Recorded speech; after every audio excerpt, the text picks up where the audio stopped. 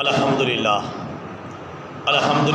رب العالمین والعاقبۃ للمتقین والصلاۃ والسلام علی سید الانبیاء والمرسلین اما بعد فاعوذ باللہ من الشیطان الرجیم بسم اللہ الرحمن الرحیم ان اللہ وملائکتہ یصلون علی النبی یا ایھا الذین آمنوا صلوا علیہ وسلموا تسلیما اللہم صلی علی محمد وعلی آل محمد کما صلیت علی ابراہیم وعلی آل ابراہیم انک حمید مجید اللہم بارک علی محمد وعلی آل محمد کما بارکت علی ابراہیم وعلی آل ابراہیم انک حمید مجید الصلاۃ والسلام علیک یا رسول اللہ، الصلاۃ والسلام علیک یا حبیب اللہ، الصلاۃ والسلام علیک یا رحمۃ للعالمین وعلی آلک واصحابک یا خاتم النبیین۔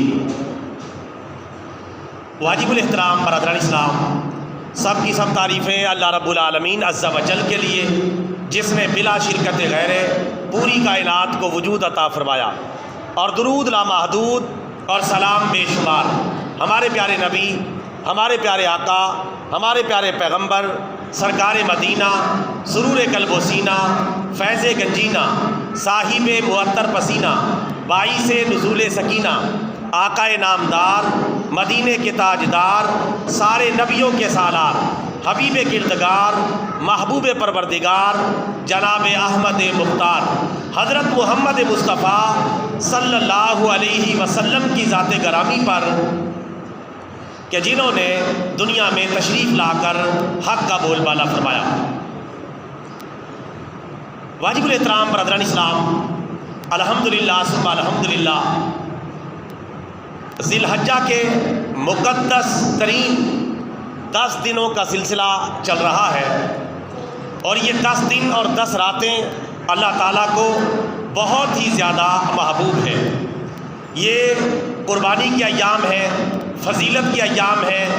ذی الحجہ جیسے عظیم مہینے کے ابتدائی 10 دن ہیں، جن کی فضیلت کو قرآن و حدیث میں واضح طور پر بیان کیا گیا ہے۔ اس حوالے سے قرآن پاک کی چند ایک آیات پر غور فرمائیں۔ پہلی آیت اللہ تبارک و تعالیٰ ارشاد فرماتا ہے، فَصَلِّ لِرَبِّكَ وَانْحَرْ، بس تم اپنے رب کے لیے نماز پڑھو اور قربانی کرو، یعنی اپنے رب کے لیے نماز پڑھو اور قربانی کرو۔ یہاں یہ بتایا گیا ہے نماز پڑھنی ہے تو اپنے رب کے لیے، اور قربانی کرنی ہے تو اپنے رب کے لیے۔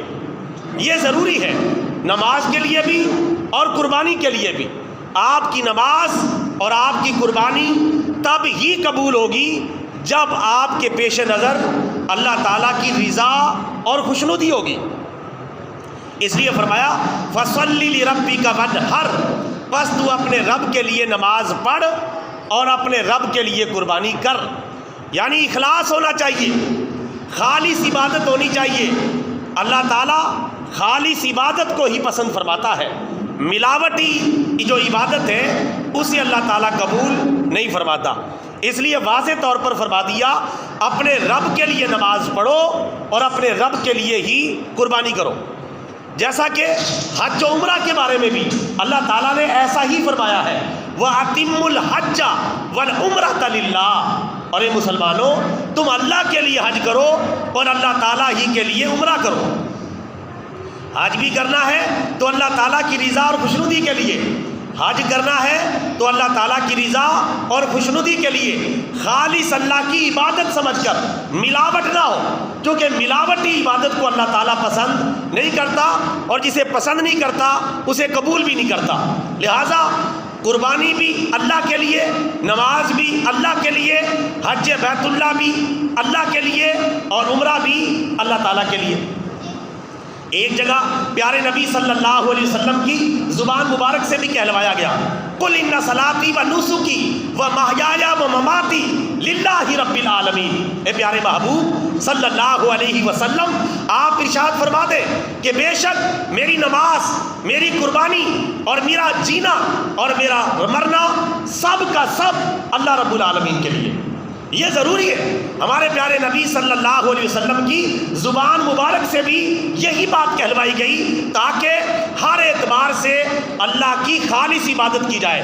نماز کا مسئلہ ہو، قربانی کا مسئلہ ہو، زندگی کا مسئلہ ہو، موت کا مسئلہ ہو، حتیٰ کہ کوئی بھی ہم امر عبادت بجا لائیں اس میں خالص صرف اور صرف اللہ تعالیٰ کو راضی کرنے کی نیت ہونی چاہیے. نیت میں گڑبڑ ہو گئی، نیت میں ملاوٹ ہو گئی، عمل منہ پہ مار دیا جائے گا. اللہ تعالیٰ ایسے ملاوٹی، دکھاوے والے، نمود و نمائش والے اور ملاوٹ میں جو مبتلا عبادت ہے اسے اللہ تعالیٰ قبول نہیں فرماتا. اس لیے ہم جو بھی عبادت کریں اللہ رب العالمین کے لیے خالص کر کے کریں. اللہ تعالیٰ یہ چاہتا ہے کہ دین سارے کا سارا میرے لیے خالص ہو جائے، میری عبادت کے لیے اخلاص پیدا کیا جائے. اس لیے عبادت میں اخلاص پیدا کرنا ضروری ہے. اگر کوئی عبادت میں اخلاص پیدا نہیں کرے گا، خلوص پیدا نہیں کرے گا تو اس کی عبادت قبول نہیں ہوگی. چاہے وہ نماز ہے، چاہے وہ روزہ ہے، چاہے وہ حج ہے، چاہے وہ زکوٰۃ ہے، چاہے وہ قربانی ہے، اور چاہے وہ کوئی اور امر عبادت ہے. اگر اس میں نیت میں گڑبڑ ہو گئی تو سارا ثواب ضائع ہو جائے گا اور اللہ تعالیٰ کی طرف سے کوئی انعام نہیں ملے گا. فرمایا جائے گا جن کو راضی کرنے کے لیے تم نے عبادت کی تھی ان سے جا کے اپنے اعمال کا صلہ مانگو، چونکہ میرے لیے تم نے یہ عبادت نہیں کی، میرے لیے تم نے یہ نیک عمل نہیں کیا، تم نے فلاں فلاں مقصد کے لیے کیا. حتیٰ کہ کوئی بندہ قاری ہے، عالم ہے، مجاہد ہے، کچھ بھی ہے، اگر وہ اللہ کی رضا کے لیے نہیں ہے تو اس کی قرات اور اس کی عبادت، اگر وہ عابد ہے، اور اس کا جہاد اگر وہ مجاہد ہے، اس کے منہ پہ مار دیا جائے گا اور فرمایا جائے گا تو نے قرآن اس لیے پڑھا تاکہ لوگ راضی ہوں، تو نے جہاد اس لیے کیا تاکہ لوگ راضی ہوں، اور تو نے اس لیے علم پڑھا اور پڑھایا تاکہ لوگوں کی تعریفیں سمیٹوں اور لوگ تیری تعریفیں کریں. اب جاؤ ان سے اپنے اعمال کا صلہ مانگو جن کے لیے تم نے یہ اعمال کیے تھے. اس لیے یہ بات تو کلیئر کٹ ہے کہ عبادت خالص کس کے لیے؟ اللہ تعالیٰ کی ذات کے لیے. اس میں ذرا بھی ملاوٹ نہیں ہونی چاہیے ورنہ عبادت کا کوئی اجر و ثواب نہیں ملے گا. ایک اور آیت کریمہ دیکھیں، اللہ تعالیٰ ارشاد فرماتا ہے لن ینال اللہ لحومها ولا دماؤها ولکن ینالہ التقوی منکم. اللہ تعالیٰ تک تمہاری قربانیوں کا گوشت اور خون نہیں پہنچتا، اللہ تعالیٰ تک تو تمہارے دلوں کا تقویٰ پہنچتا ہے، دلوں کی پرہیزگاری پہنچتی ہے. جو دل کے اندر نیت ہے وہ نیت اللہ تعالیٰ تک پہنچتی ہے. قربانی کا گوشت تو تم خود ہی تقسیم کر کے کھا جاتے ہو، کھال جو ہے ملحقہ اداروں میں چلی جاتی ہے، خون زمین پر بہہ کے جذب ہو جاتا ہے. تو اللہ تعالیٰ تک نہ تو تمہاری قربانی کا گوشت پہنچتا ہے، نہ کھال پہنچتی ہے، اور نہ ہی خون پہنچتا ہے. اللہ تعالیٰ تک کیا پہنچا؟ دل کا تقویٰ، دل کا ڈر، پرہیزگاری، نیت کا اخلاص، یہ اللہ تعالیٰ کی ذات تک پہنچا. اگر نیت اچھی ہے تو بات بن جائے گی، عبادت قبول ہو جائے گی. کسی نے کیا خوب کہا ہے، ہو اگر نیت بری تو اچھے عمل بیکار ہیں، ہو اگر نیت بری اچھے عمل بیکار ہیں. جاگتا ہے چور بھی مثل نگہباں رات بھر. چور بھی ساری رات جاگتا ہے اور چوکیدار بھی ساری رات جاگتا ہے، لیکن چوکیدار کے جاگنے کا مقصد حفاظت ہے اور چور کے جاگنے کا مقصد کچھ اور ہے. لہٰذا جاگنے میں زمین و آسمان کا فرق آ گیا، حالانکہ دونوں جاگ رہے ہیں. اسی طرح جو عبادت کر رہا ہے لوگوں کو دکھانے کے لیے اس کی عبادت کچھ اور ہے، اور جو عبادت کر رہا ہے اپنے رب کو منانے کے لیے اس کی عبادت کا صلہ کچھ اور ہے. لہٰذا ہمیں اس بات کو ہمیشہ پیش نظر رکھنا چاہیے. اسی طرح پیارے نبی صلی اللہ علیہ وسلم نے اس آیت کریمہ کی مزید وضاحت فرمائی. مسلم شریف کی حدیث مبارکہ ہے کہ اللہ تعالیٰ تمہاری شکلوں کو اور تمہارے رنگوں کو نہیں دیکھتا، اللہ تعالیٰ تو تمہارے دلوں کو دیکھتا ہے اور تمہارے عملوں کو دیکھتا ہے. یعنی تمہاری شکل کیسی ہے اللہ اس کو نہیں دیکھتا، شکلیں تو اس نے خود بنائی ہیں. اور تمہارا رنگ کیسا ہے، کالے ہو گورے ہو، عربی ہو اجمی ہو، اسے نہیں دیکھتا اللہ تعالیٰ. نہ تمہارے شکلوں کو دیکھتا ہے اور نہ ہی تمہارے رنگوں کو دیکھتا ہے، بلکہ اللہ تعالیٰ دیکھتا ہے تو تمہارے دلوں کو دیکھتا ہے اور تمہارے عملوں کو دیکھتا ہے کہ تمہارے دل میں نیت کیا ہے اور تم عمل کس طرح کے کر رہے ہو اور کس مقصد کے لیے کر رہے ہو. تو اس حدیث مبارکہ سے بھی بالکل واضح ہو گیا کالا گورا ہونا، رنگ و نسل کا معاملہ یہ کچھ نہیں ہے. جاٹ باٹ گجر کھوکر میواتی پنجابی ہندی سندھی بلوچی پٹھان عربی عجمی کالا گورا ارائی وٹو سندھو، اس کی کوئی اسلام میں فضیلت کے اعتبار سے کوئی حیثیت نہیں ہے. یہ صرف پہچان کے لیے، یہ قبیلہ یہ برادری اور یہ ذات صرف پہچان کے لیے ہے. جیسا کہ اللہ تعالیٰ فرماتا ہے ان اکرمکم عند اللہ اتقاکم، بے شک اللہ کے نزدیک تم میں سب سے زیادہ محترم وہ ہے جو سب سے زیادہ متقی اور پرہیزگار ہے. اللہ یہ نہیں دیکھتا اس کی ذات کون سی ہے، برادری کون سی ہے، یہ کس قبیلے سے تعلق رکھتا ہے. اللہ یہ دیکھتا ہے کہ کون میرے نبی کا زیادہ پیروکار ہے، کون میرے کلام اللہ کی زیادہ اطاعت اور فرما برداری کرتا ہے. اللہ تعالیٰ تو یہ دیکھتا ہے. لہذا میرے بھائیوں، کوئی بھی عبادت کرنے سے پہلے، اب قربانی والی عظیم عبادت آ رہی ہے، اپنی نیت کو خالص بنائیں تاکہ ہمیں پورا پورا اجر و ثواب ملے. اور خاص طور پہ یہ جو 10 دن چل رہے ہیں اور یہ 10 راتیں ہیں، آپ یوں سمجھیں کہ پورا سال کا خلاصہ اور نچوڑ یہ تینوں راتیں ہیں. ان کے اندر اللہ تعالیٰ کو نیک اعمال بڑے ہی پسند ہیں. ان راتوں کے حوالے سے اور دنوں کے حوالے سے اللہ تعالیٰ سورۃ الفجر کے شروع میں فرماتا ہے والفجر ولیال عشر، کہ مجھے فجر کی قسم اور مجھے 10 راتوں کی قسم. کون سی 10 راتیں؟ یہی ذی الحجہ کی جو پہلی 10 راتیں، اللہ تعالیٰ ان کی قسم یاد فرما رہا ہے. مجھے فجر کی قسم اور ان 10 راتوں کی قسم جو ذی الحجہ کی پہلی 10 راتیں، یعنی 10 دنوں کی بھی گویا کہ قسم ہے اور 10 راتوں کی بھی قسم ہے. اور رسول پاک نے مزید وضاحت سے فرما دیا، سیاستہ کی حدیث مبارکہ ہے کہ اللہ تعالیٰ کو ان 10 دنوں کے اندر جتنا نیک عمل پسند ہے اتنا باقی دنوں کے اندر جو ہے اتنا پسند نہیں جتنا ان 10 دنوں کے اندر اللہ کو نیک عمل کرنا پسند ہے. یہ 10 دن جو ہے باقی سارے دنوں سے فضیلت رکھتے ہیں. فرمایا باقی دنوں میں کوئی بندہ نیک عمل کرے وہ اتنا اللہ کو پسند نہیں جتنا ان 10 دنوں کے اندر اللہ تعالیٰ کو نیک عمل پسند ہے.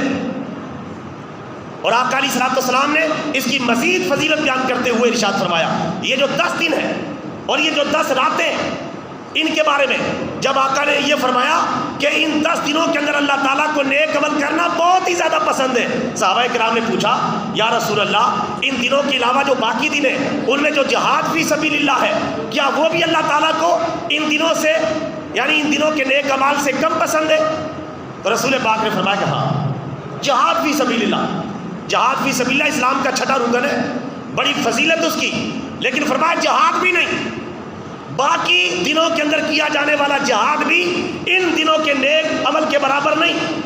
ہاں اگر کوئی مجاہد اپنی جان اور اپنا مال لے کر نکلے میدان جہاد میں اور کچھ بھی بچا کے واپس نہ لائے، اپنی جان بھی قربان کر دے اور اپنا مال بھی قربان کر دے، تو تب اس کا یہ نیک عمل ان دنوں میں نیک عمل کے برابر ہو سکتا ہے. اس سے آپ اندازہ کریں، یعنی جان اور مال سب کچھ قربان کر دے، اگر جان بچ گئی یا مال بچ گیا تب بھی اس کا یہ نیک عمل ان 10 دنوں کے نیک عمل کے برابر نہیں ہوگا. ان 10 دنوں کو ہم ضائع کر دیتے ہیں، 10 راتوں کو ضائع کر دیتے ہیں. یہ 10 دن اور 10 راتیں بہت ہی زیادہ قیمتی ہیں. ان کی فضیلت کو پہچانیں، عظمت کو پہچانیں اور ان 10 دنوں کا لب لباب اور خلاصہ 9ویں تاریخ اور 10ویں تاریخ میں نکل آتا ہے. ویسے تو یہ سارے کے سارے ہی سبحان اللہ مبارک ایام ہیں. دن کے اندر عبادت کریں، رات کے اندر عبادت کریں اور جیسے بھی ہو سکے زیادہ نیکیاں کریں باقی دنوں کے مقابلے میں. نوافل زیادہ پڑھیں، قرآن پاک کی تلاوت کریں، ذکر و اذکار کریں، شب بیداری کریں، اسی طرح صدقہ و خیرات کریں، دیگر نیک اعمال کریں. جتنے زیادہ نیک اعمال ان 10 دنوں اور 10 راتوں کے اندر کرتے چلے جائیں گے اتنے ہی اللہ اور اس کے رسول کے محبوب بنتے چلے جائیں گے. لہٰذا ان 10 دنوں کے حوالے سے ہماری بہت غفلت ہوتی ہے اور 10 راتوں کے حوالے سے بڑی غفلت ہوتی ہے. میں نے قرآن پاک کی آیت بھی کوٹ کر دی ہے اور حدیث مبارکہ بھی آپ کی خدمت میں پیش کر دی ہے.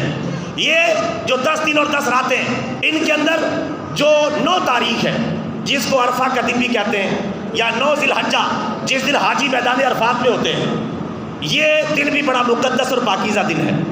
یہ جو دن ہے اس میں سارے حاجی لوگ اکٹھے ہو کے میدان عرفات میں جمع ہو کر اللہ کی عبادت کرتے ہیں، اللہ سے دعا مانگتے ہیں۔ اللہ تعالیٰ فرشتوں میں اعلان کر دیتا ہے، دیکھو میرے بندے کہاں کہاں سے چل کے آج میدان عرفات میں جمع ہو کے مجھ سے اپنی بخشش مانگ رہے ہیں، اور میں آج ان کی بخشش اور مغفرت کا فیصلہ فرما رہا ہوں۔ 9 تاریخ کا دن بڑا ہی مقدس اور پاکیزہ دن ہے، اور رسول پاک نے فرمایا، سیاستہ کی حدیث مبارکہ ہے، جو مسلمان 9 ذی الحجہ کا روزہ رکھے گا اللہ تعالیٰ اس کے 1 سال کے اگلے اور 1 سال کے پچھلے گناہوں کو معاف فرما دے گا۔ 1 سال کے اگلے اور 1 سال کے پچھلے، یعنی 2023 کے گناہ بھی معاف، 24 چل رہا ہے، اور 2025 کے بھی۔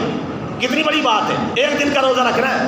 9 ذی الحجہ کا جس مسلمان نے روزہ رکھا اس کے 1 سال گزشتہ اور 1 سال آئندہ کے گناہ معاف ہو جائیں گے۔ میں نے مثال دے کے عرض کر دیا ہے، گویا کہ 2023 اور 25 کے، یعنی 1 سال پچھلے بھی سارے گناہ معاف، اور ابھی سال شروع نہیں ہوا 2025 اس کے بھی گناہ معاف، اور کیا چاہیے۔ اور یہ 9 ذی الحجہ کا صرف 1 روزہ رکھنے کی فضیلت ہے۔ رکھیں گے سارے بھائی انشاءاللہ، کوشش کریں گے، لیکن نفلی ہے، رکھے تو بہت زیادہ ثواب ہے، نہ رکھے تو ذرہ برابر بھی گناہ نہیں، لیکن یہ فضیلت نہیں ملے گی۔ گناہ نہیں ہے، فضیلت نہیں ملے گی۔ اگر یہ فضیلت چاہتے ہیں تو 9 ذی الحجہ یہ اتوار کے دن آ رہی ہے، کیونکہ پیر کے دن عید ہے۔ پیر کو تو 10 تاریخ ہے، 10 تاریخ کا روزہ رکھنا جائز نہیں ہے۔ 5 دنوں کا روزہ رکھنا حرام ہے اسلام میں، 10 11 12 13 ذی الحجہ، 4 دن یہ اور 1 عید الفطر کا، 5 روزے رکھنا حرام ہے۔ یہ کھانے پینے کے دن ہے، ان میں اللہ تعالیٰ اپنے بندوں کے روزے رکھنے سے خوش نہیں ہوتا، اپنے بندوں کے کھانے پینے سے خوش ہوتا ہے۔ یہ کھانے پینے کے دن ہے، کھاؤ پیو، اللہ کھانے پینے کا اتنا ہی اجر و ثواب عطا کرتا ہے جتنا روزے رکھنے کا ثواب عطا فرماتا ہے۔ اس دن کوئی روزہ نہیں ہوتا۔ بعض بھائی سمجھتے ہیں کہ جو سنت پہ عمل کرتے ہیں، یعنی چاک کے قربانی کے گوشت سے کھاتے ہیں، اس کو بھی روزہ کہہ دیتے ہیں، اس کو روزہ نہیں کہنا چاہیے، چونکہ روزہ اس دن کا رکھنا حرام ہے۔ تو 9 ذی الحجہ عرفہ کا دن، اس کی یہ فضیلت ہے کہ اس کا روزہ 1 سال کے پچھلے اور 1 سال کے اگلے گناہوں کو اللہ کی بارگاہ سے مٹوا دیتا ہے، لہٰذا یہ روزہ رکھیں۔ اور 10 تاریخ کا روزہ تو ویسے ہی حرام ہے، اور 4 دن یہ اور 1 دن وہ، 5 دن۔ اس کے علاوہ ایک اہم کام، 9 ذی الحجہ کی فجر سے لے کر 13 ذی الحجہ کی عصر تک ہر فرض نماز کے بعد، چاہے آپ نے وہ جماعت کے ساتھ پڑھیے، چاہے بغیر جماعت کے پڑھیے، چاہے آپ امام ہیں، چاہے آپ مقتدی ہیں، چاہے آپ دیہاتی ہیں، چاہے آپ شہری ہیں، چاہے آپ مسافر ہیں، چاہے آپ مقیم ہیں، چاہے مرد ہیں، چاہے عورت ہیں، جیسے ہی فرض نماز کا سلام پھیریں، فرضوں کا سلام پوری نماز پڑھ کے کے بعد نہیں، جیسے ہی فرضوں کا سلام پھیرے، فرضوں کا سلام پھیرتے ہی تکبیر تشریق اونچی آواز سے پڑھنا 1 مرتبہ واجب ہے، اور 3 مرتبہ پڑھنا افضل ہے۔ 1 مرتبہ پڑھ لی گناہ ختم ہو گیا، 3 مرتبہ پڑھ لیں گے زیادہ فضیلت ہے۔ تو یہ ہر نماز کے بعد 9 ذی الحجہ کی فجر سے لے کر 13 ذی الحجہ کی عصر تک یہ 5 دن بنتے ہیں، 9 10 11 12 اور 13، 5 دن۔ یعنی آپ آسانی کے ساتھ سمجھیں تو یوں سمجھ لیں، آنے والی اتوار کی فجر سے لے کر جمعرات کی عصر تک، یہ جو آنے والی اتوار ہے اس کی فجر سے لے کر جمعرات کی عصر تک ہر فرض نماز کا سلام پھیرتے ہی اونچی آواز سے تکبیر پڑھنا واجب ہے۔ تکبیر کون سی ہے وہ سیکھ بھی لیں، یاد بھی کر لیں، اور میرے ساتھ دہرا بھی لیں تاکہ اللہ کی کبریائی کا اعلان ہو جائے۔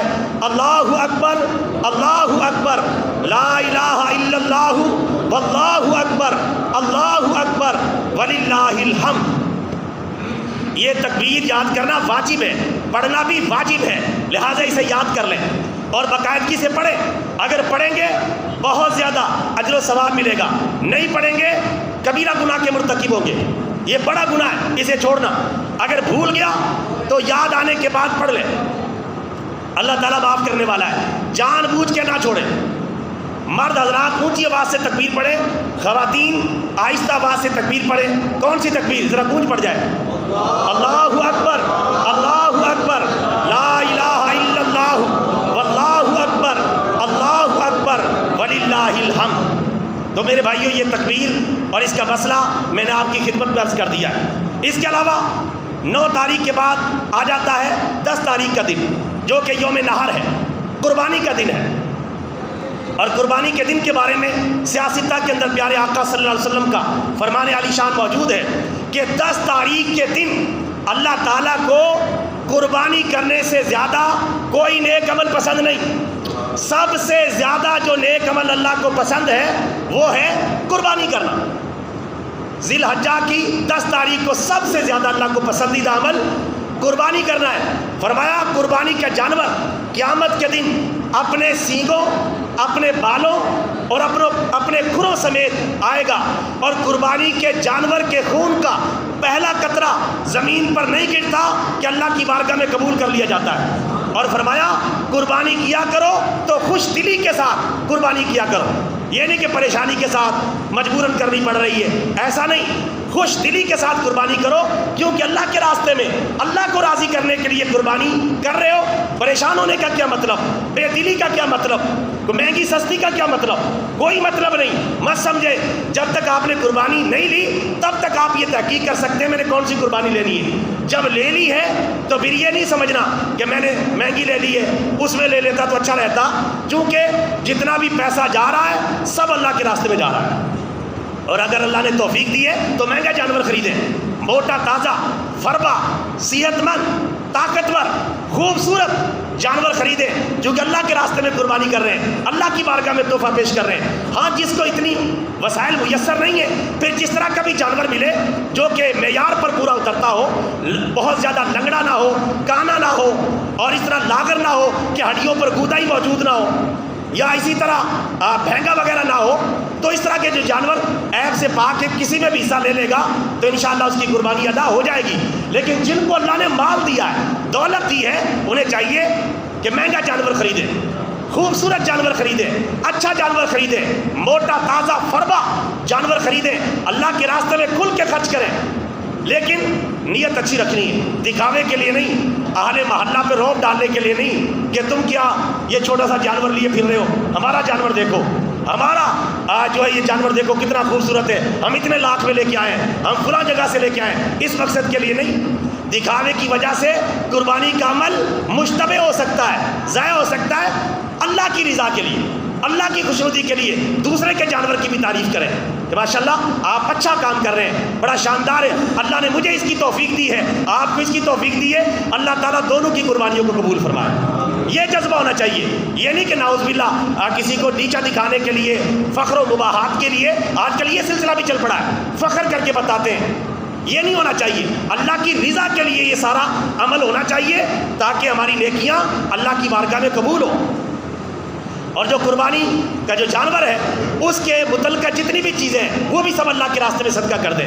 مثلا اس کی سنگل، اس کا رسہ، اس کے اوپر کوئی کپڑا ڈالا ہے، کوئی ہار ڈالا ہے، کوئی اور چیز اس طرح کی اس کو پہنائی ہے تو وہ اللہ کے راستے میں صدقہ کر دیں، اور اس حوالے سے کوئی چیز بھی اس کی اپنے لیے بچا کے نہ رکھیں، اور اس کی جو اجرت ہے، کسائی کو جو اجرت دینی ہے الگ سے دینی ہے۔ یہ نہیں کہ یہ کھروڑے آپ لے جائیں، یہ سری پایا آپ لے جائیں، یا کھال آپ لے جائیں، یا اتنا گوشت آپ کو زیادہ دے دیں گے آپ بڑھا دیں، اس نیت سے کوئی کسائی نہیں رکھنا، علیحدہ سے اجرت دینی ہے تاکہ آپ کی قربانی کا کوئی حصہ بھی ایسا نہ ہو کہ جس میں اللہ کی رضا نہ ہو۔ آپ کی قربانی کے ایک ایک جز، ایک ایک حصہ، ایک ایک عضو اللہ کی رضا کے لیے ہونا چاہیے، لہذا کسائی کو جو اجرت ہے علیحدہ سے طے کر لیں، اور اس کے بعد جو ہے پورے کا پورا جانور اللہ کے راستے کے لیے۔ آج کل کھالیں اکٹھی کرنے والے اس طرح کے جملے بول دیتے ہیں کہ قربانی اللہ کے لیے اور کھال ہمارے لیے۔ بھئی کھال بھی اللہ کے لیے اور قربانی بھی اللہ کے لیے، قربانی بھی اللہ کے لیے دینی ہے، کھال بھی جس کو بھی دینی ہے اللہ کی رضا کے لیے دینی ہے، کسی کو راضی کرنے کے لیے نہیں۔ اس لیے کھال بھی صحیح جگہ پہ پہنچانی ہے جہاں اس کے مستحق ہیں۔ آج کل رنگ برنگے لوگ میدان عمل میں کھالوں کے سب سے زیادہ مستحق دین کے ادارے ہیں، یا وہ رفائی ادارے ہیں کہ جو واقعتاً دین کا کام کر رہے ہیں اور شریعت اور سنت کے مطابق نظام چلا رہے ہیں، اور سب سے زیادہ مستحق قرآن و سنت کی جو تعلیم کے ادارے ہیں وہ آپ کی ان کھالوں کے سب سے زیادہ مستحق ہیں، کیونکہ ایک تو آپ کو اپنی قربانی کی کھال کا صحیح مصرف پر پہنچانے کا ثواب ملے گا، اور دوسرا قرآن و سنت کی تعلیمات کو سپورٹ کرنے کا آپ کو ثواب ملے گا۔ حکومت کے خزانے میں کوئی بجٹ ایسا نہیں ہے جو مساجد اور مدارس کے لیے ہو، یہ آپ کے سامنے مسلمانوں کے تعاون سے یہ سارا نظام چل رہا ہے۔ لہذا دائیں بائیں آگے پیچھے جہاں آپ کا دل مطمئن ہو دینی مدارس کو ترجیح دیں، دین کے جو ادارے ہیں ان کو ترجیح دیں۔ کچھ کوشش کریں کہ خود جو ہے وہاں کال پہنچا کر آئیں، یا ان کے نمائندے کو جو بلوائیں، اور اعزاز کے ساتھ، رعب جما کر نہیں، اعزاز کے ساتھ۔ یوں سمجھے کہ یہ ہماری خوش بختی ہے، انہوں نے ہماری کال قبول کی ہے تاکہ ہمارے لیے صدقہ جاریہ بن جائے، یہ نہیں کہ احسان چڑھا کے دیں۔ تو احسان نہیں چڑھانا، ہر مقصد میں اللہ تعالیٰ کی رضا اور خوشنودی کو فوکس کرنا ہے۔ تو میرے بھائیوں، یہ 10 دن بڑے قیمتی ہیں، ان کو زیادہ سے زیادہ قیمتی بنائیں، اور قربانی کے دن سب سے زیادہ نیک عمل چونکہ قربانی کا عمل ہے، جن بھائیوں نے قربانیاں لے لی ہیں بڑی اچھی بات ہے، جو نہیں لے سکے اب بھی حصہ ڈال لیں۔ جس مسلمان کے پاس 1,03,000 روپے فریش حالت میں موجود ہے، کوئی قرضہ نہیں، کوئی ایسا معاملہ نہیں ہے، فریش حالت میں فالتو پڑے ہوئے ہیں اور قربانی کے دن آ گئے، اس مسلمان پر لازم ہے کہ وہ قربانی کرے، چاہے وہ مستقل جانور خرید لے، بکرا وغیرہ، اور نہیں تو پھر کسی جانور میں حصہ لے لے۔ تقریباً 16,000 سے 50,000 تک حصے مل رہے ہیں، جہاں اس کی کیپیسٹی ہے وہاں حصہ لے لے اور قربانی کے عمل کو ضائع نہ کریں۔ اس لیے رسول پاک صلی اللہ علیہ وسلم کے یہ فرمان بھی ہے کہ جو بندہ طاقت اور قوت کے باوجود قربانی نہیں کرتا وہ ہماری عیدگاہ کے قریب نہ آئے، یعنی ناراضگی کا اظہار کیا۔ عید تو پڑھ سکتا ہے لیکن ناراضگی کا اظہار کیا۔ رسول پاک نے جس طرح فرمایا کہ جو بندہ طاقت کے باوجود حج بیت اللہ نہیں کرتا، اللہ کو اس کی کوئی پرواہ نہیں، چاہے وہ یہودیوں کے مرے چاہے وہ عیسائیوں کے مرے۔ اب وہ کافر تو نہیں ہوا لیکن اللہ نے ناراضگی کا اظہار کیا، رسول اللہ نے ناراضگی کا اظہار کیا ہے۔ اسی طرح اس مسلمان کے لیے جو طاقت کے باوجود قربانی نہیں کرتا، ناراضگی کا اظہار کیا کہ ہماری عیدگاہ کے قریب نہ آئے۔ تو لہٰذا اللہ توفیق دے تو ضرور قربانی کرے۔ ہاں اگر اتنی طاقت اور قوت بھی نہیں تو پھر آپ پر قربانی واجب نہیں، پریشان ہونے کی کوئی ضرورت نہیں۔ جب اللہ نے آپ پر واجب ہی نہیں کی تو آپ گنہگار بھی نہیں ہیں۔ لہٰذا مسلمانوں کی دعاؤں میں شریک ہوں، عید کی نمازوں میں شریک ہوں، اور اللہ تعالیٰ سے یہ دعا مانگے اللہ تعالیٰ ہم سب کو بھی قربانی کی سعادت عطا فرمائے۔ میں آخر میں ان اشعار پر اپنی بات کو مکمل کروں گا۔ نصاب کے مالک مسلم پر قربانی کرنا واجب ہے، نصاب کی مالکہ مسلمہ پر قربانی کرنا واجب ہے۔ شوہر اپنے مال کا ہے مالک، بیوی کے مال کا مالک نہیں، نصاب کی مالکہ بیوی پر قربانی کرنا واجب ہے۔ صدقہ کرو قربانی نہیں، ہے قائل اس کے کچھ جاہل، حالانکہ نصاب پہ ہر صورت قربانی کرنا واجب ہے۔ ہر سال تو فربا حیواں کو قربان کرتا ہے اے بھائی، بھی نفس بدکار کی خواہشوں کی قربانی کرنا واجب ہے۔ سرور کی ہے مولا سے یہ دعا، ہر مومن کو خوشحال بنا، کہے ہر مومن کے مجھ پر بھی قربانی کرنا واجب ہے۔ نصاب کے مالک مسلم پر قربانی کرنا واجب ہے، نصاب کی مالکہ مسلمہ پر قربانی کرنا واجب ہے۔